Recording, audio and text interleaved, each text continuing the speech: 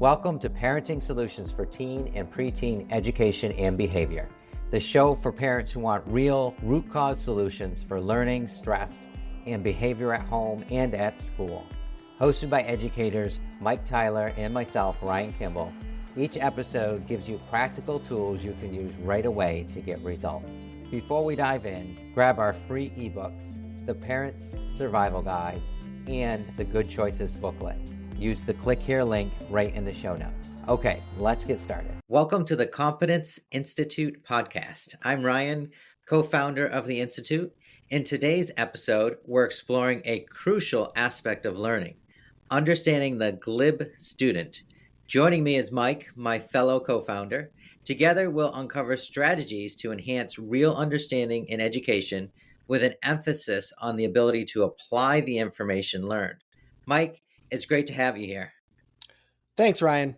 It's a pleasure to be here, especially to discuss a topic that's so pivotal in education today. Exactly. Let's dive right in. What exactly is a GLib student, and why is this concept important for our listeners? Ryan, a GLib student is someone who may appear well-versed in a subject, but lacks a deeper practical understanding. They can recite information, but struggle to apply it. This is a key issue in today's educational landscape, where real understanding and the ability to take information and put it to work in the real world is vital for long-term success. Okay, this is vital, of course. To get into how this can be addressed practically, can you tell us how misunderstood words play into this, Mike? And how can identifying and clarifying them make a difference? Misunderstood words are often the root cause of confusion and superficial learning. By identifying and clarifying these words, students and professionals alike can achieve a more thorough and practical understanding of their subjects. It's about ensuring clarity at the foundational level. That's intriguing, Mike. Can you give an example of how a misunderstood word could impact a student's learning process? Sure, Ryan. Take a word like constitution in a civics class. If a student misunderstands it as just a document rather than understanding its role in governing, they miss the essence of the entire subject.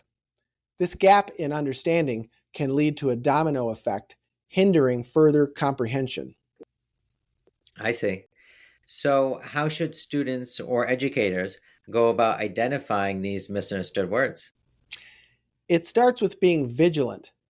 Both the teacher and the student share responsibility in this.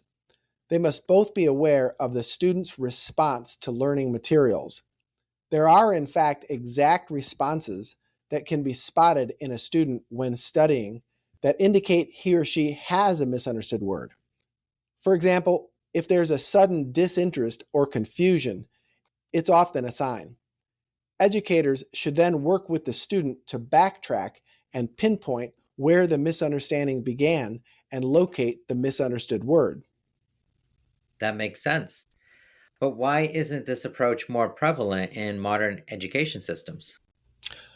Well, Ryan, modern education often emphasizes curriculum completion and standardized testing over individualized understanding. This system can overlook the unique learning pace of each student, where such misunderstandings can hide. By focusing more on individual comprehension, we can better address these gaps. So, in a way, it's about tailoring education to the individual rather than one size fits all approach. Exactly, Ryan. Every student has a unique way of processing information. By acknowledging and addressing this, we can make education more effective and meaningful. This is certainly a perspective that needs more attention. Thanks for shedding light on this, Mike. It sounds like a game changer for both students and educators. It is. Moving on to another important aspect, Mike, let's talk about the importance of studying for application rather than just for test preparation. Why is this distinction crucial? Ryan, studying for application means learning with the intention of using that knowledge in real world scenarios. It's about understanding concepts deeply enough to apply them rather than just memorizing facts for a test. This approach develops critical thinking and problem solving skills, which are essential in every aspect of life. That sounds vital for holistic education. Can you provide an example of how studying for application differs from studying just to pass a test? Certainly, take a subject like mathematics. Studying just to pass a test might involve memorizing formulas. However, studying for application involves understanding why those formulas work and how they can be applied in practical situations like engineering or economics. I see. That approach seems more beneficial in the long run. Why do you think this isn't the norm in most educational systems? The primary reason, Ryan, is that our education systems are historically built around standardized testing. These tests often measure a student's ability to recall information rather than apply it. There's a growing recognition of this gap, but changing an entrenched system takes time and concerted effort. So, what can educators and parents do to foster this approach of studying for application? Educators can design curriculum and assessments that require students to apply concepts in new and varied contexts. Parents can encourage their children to explore real world applications of what they learn and to always ask how and why about the information they encounter. That's a proactive approach. How do you see the future of education evolving to incorporate more of this application based learning? We are seeing a gradual shift, Ryan. More educational institutions are recognizing the value of application based learning and are starting to integrate project based tasks and real world problem solving into their curricula. It's a positive trend that we at the Competence Institute are contributing to ensure that trend continues. Absolutely. Thanks for those insights, Mike. It's clear that studying for application has far reaching benefits for students' overall development. We've covered some important ground today, Mike. Now, let's talk about practical implementation. How can our listeners, whether they are students, educators, or even professionals, start applying these strategies in their learning or teaching? The first step is awareness. Recognizing the need for deep understanding and application in learning is crucial.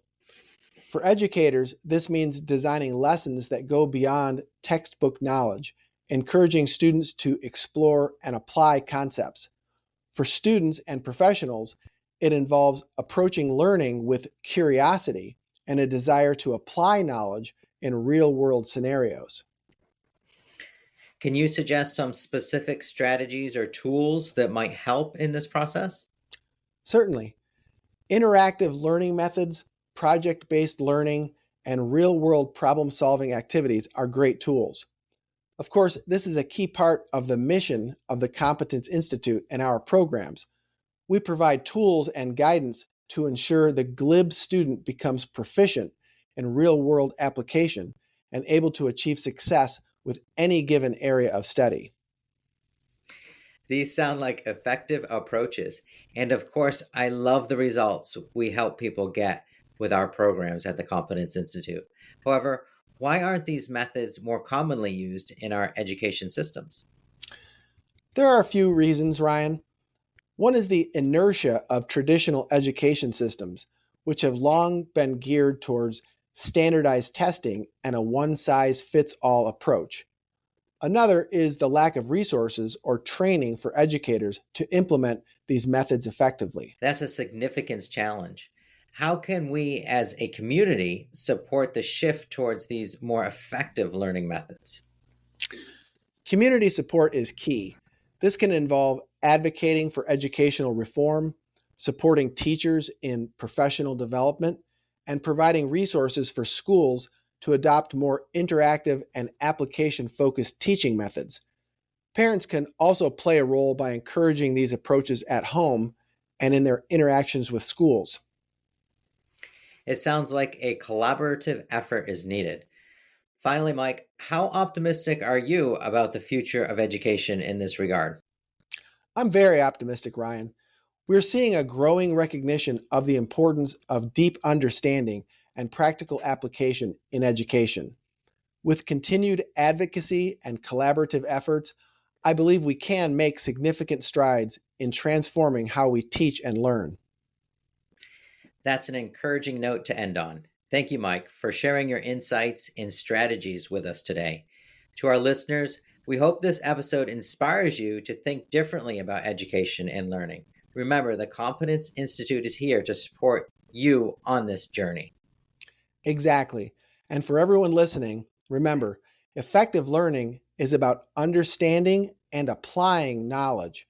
We're here to support anyone who is ready and interested in this type of approach. Thanks for listening to Parenting Solutions for Teen and Preteen Education and Behavior today. If today's episode helped you or resonated with you, please share it with a parent who needs to hear it. And don't forget, you can download our free ebooks, The Parent's Survival Guide and the Good Choices booklet. Just use the click here link in the show notes. We'll see you in the next episode.